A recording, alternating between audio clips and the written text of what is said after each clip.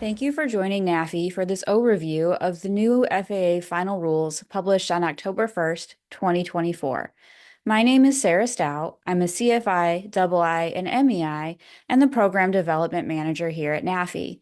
Let's go ahead and dive into this rulemaking and understand how it impacts us as CFIs.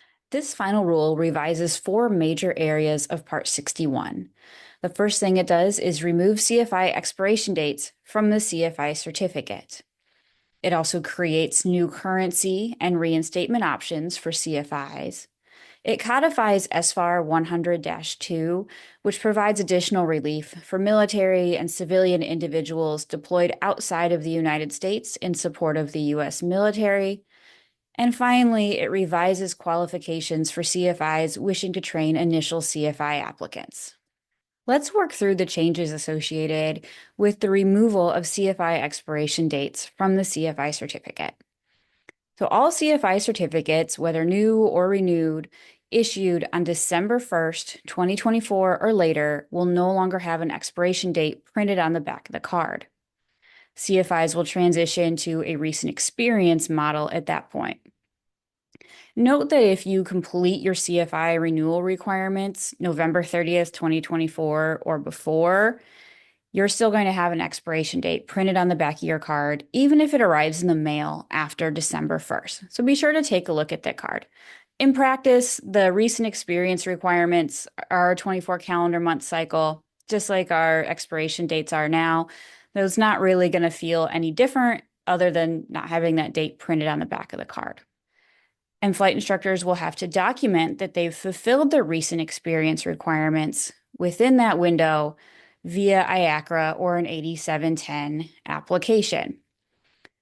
And another important thing to note is that CFIs do still retain that renewal window. So you still have your month of expiration and the 3 preceding calendar months to fulfill your recent experience requirements.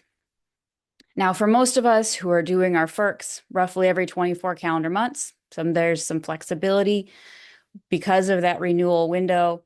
You're essentially going to keep doing what you're doing and work with your FERC provider and have them sign off on your 8710 or an IACRA application. Those applications are still required to be signed off by an aviation safety inspector, an airman certification representative, or another designee, such as a DPE with CFI renewal privileges. So again, with most of us, we're going to keep using the ACR through our FERC provider and keep doing what we're doing and be in pretty good shape. Another question that's floating around relating to the removal of CFI expiration dates is, how will this change the signature that I have to put in my learner's logbooks? And the simple answer is it won't. You will have to continue including a date in your official CFI signature. 6151 will go through 2 phases of revision to accommodate for this change. On December 1st, 2024, it will make an initial change, and that paragraph that requires your date in your signature will change to reference either the expiration date or the recent experience end date of the CFI. On March 1st of 2027, that same paragraph will be revised for the final time to reference only the recent experience end date of the CFI. So again, you're just going to keep doing what you're doing, and on that 24 calendar month cycle, and now instead of calling it your expiration date, you'll know and refer to it as your recent experience end date. You'll also be able to find this end date for yourself using an airman inquiry on the FAA's Airman Certification website, should you happen to lose track of it on your own. With the rule change, flight instructors will maintain their flight instructor recent experience requirements in pretty much the same way we're maintaining expiration requirements today. The regulation will remain 61-197. On December 1st, 2024, the regulation title will change to reference recent experience instead of expiration requirements. Under the revised regulation, a new paragraph alpha will be inserted that describes some of the changes aligned with recent experience. In practice, there's really no change. This is where it describes maintaining your recent experience and provides an allowance for that 3-month renewal window that we're used to operating within now. All of our recent experience options will be contained in paragraph Bravo. It contains everything we're used to, with a minor wording change for clarification to the option to renew via pass rate. It also adds in the new option to renew using the FAA Pilot Proficiency Program or the WINGS program. Within the 24 calendar month recent experience requirement, a flight instructor will have to have completed one phase of WINGS themselves, as well as signed off on 15 flight activities over a minimum of 5 pilots to be able to be eligible for recent experience requirements under the new rule. Now, keep in mind, if you choose to use this option, you will still have to complete IACRA and an 8710 and have it signed off by any of the certifying officials discussed earlier in this video. So it's a nice option to have, though the administrative practical side of it does present some hurdles. The final parts of the revisions to 61-197 address what happens if a flight instructor failed to maintain their recent experience requirements.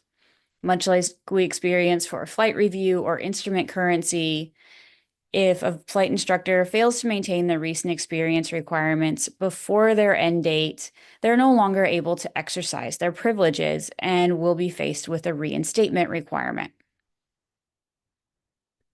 Thankfully, these new rules also provide some relief for flight instructors who don't maintain their recent experience requirements. After December 1st, 2024, flight instructors who no longer meet their recent experience requirements but are still within the first 3 calendar months after their recent experience end date can reinstate their flight instructor certificate by completing a FERC. So that's a new option.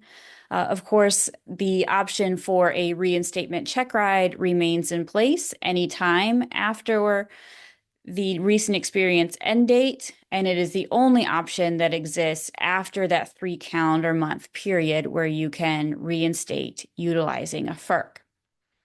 I've seen some chatter around online where people are calling this a 90-day window.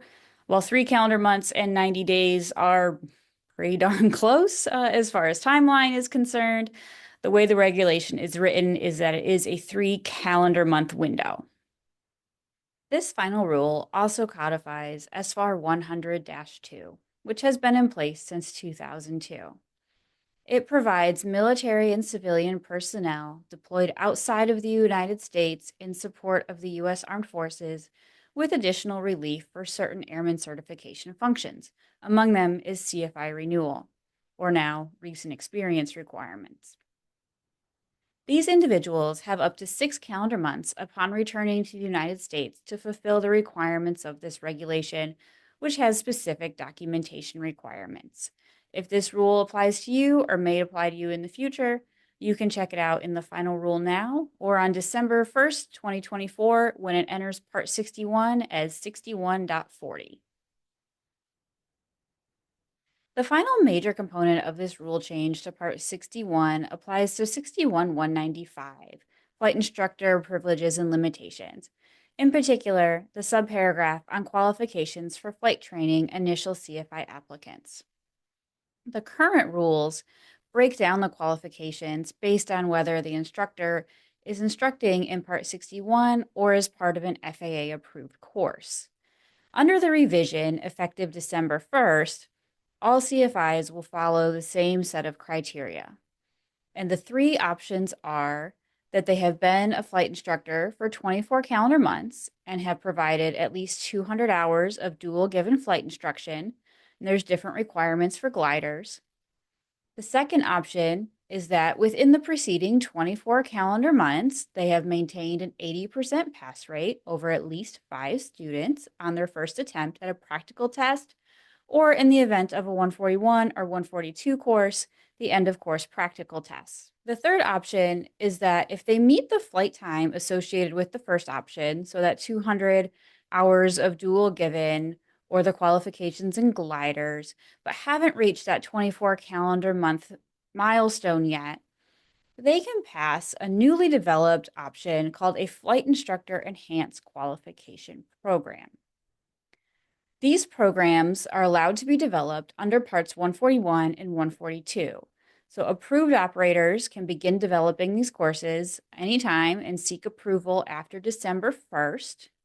Once these courses are approved, any CFI is eligible to attend. It is not limited to instructors operating in a 141 or 142 environment. These courses must consist of at least 25 hours of ground training and 10 hours of flight training on areas specified in this regulation. The flight training portion does have options for utilizing full flight simulators, FTDs, or advanced aviation training devices. To act as an instructor in these courses, individuals must meet the minimum qualifications to either be a 141 chief instructor or assistant chief instructor, or a 142 training center program manager or assistant program manager. This concludes our overview of this new final rule. You can review all of the changes on the Federal Register. I'll include a link in the description. I'd like to thank our NAFI members for making this content possible.